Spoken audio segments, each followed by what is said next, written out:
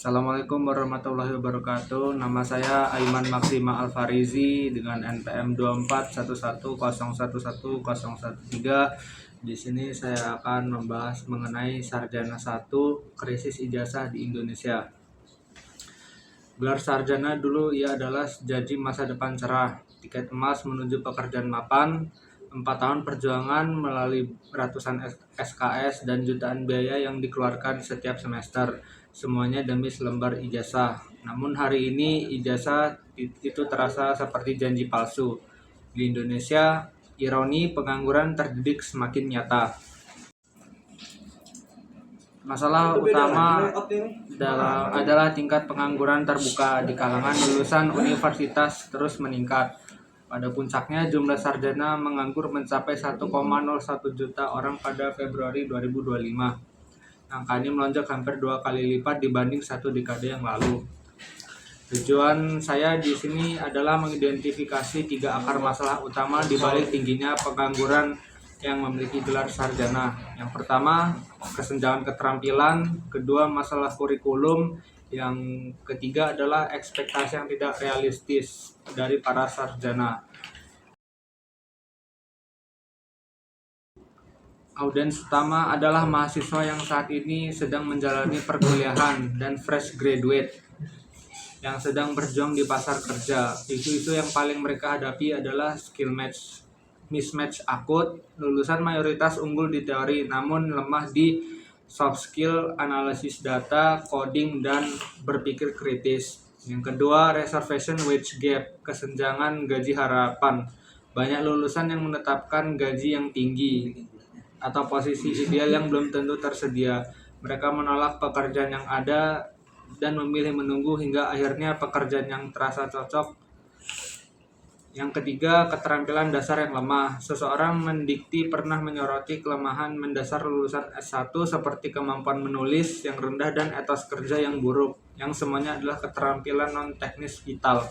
Kesenjangan kompetensi. Penelitian dari jurnal Ubaya tahun 2012 terhadap lulusan psikologi misalnya menunjukkan adanya kesenjangan signifikan antara kemampuan soft skill yang dimiliki mahasiswa dengan tingkat kepentingan kompetensi yang diharapkan oleh perusahaan.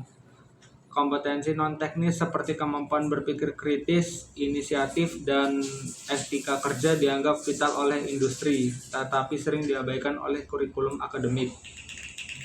Kedua, kurikulum dan industri. Studi Bank Dunia telah menunjukkan bahwa perguruan tinggi di Indonesia tidak cepat responsif terhadap tuntutan pasar tenaga kerja. Kurikulum yang kaku, lambatnya adaptasi terhadap revolusi 4.0 atau 5.0, serta lemahnya koneksi link and match dengan industri menjadi penyebab utama.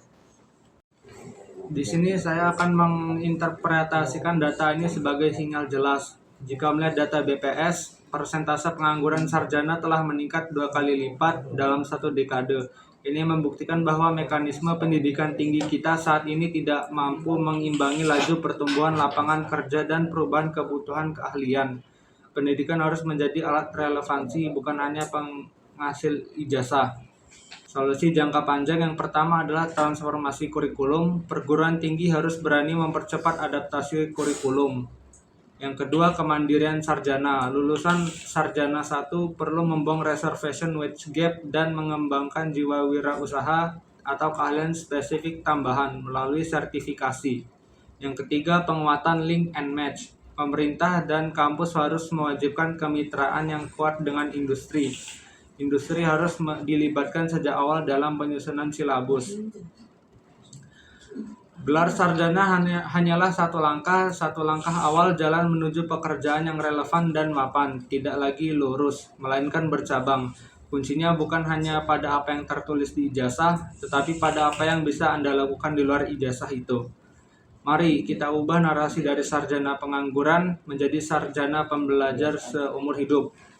Saya Aiman Maksima Alfarizi, saya akhiri. Wassalamualaikum warahmatullahi wabarakatuh.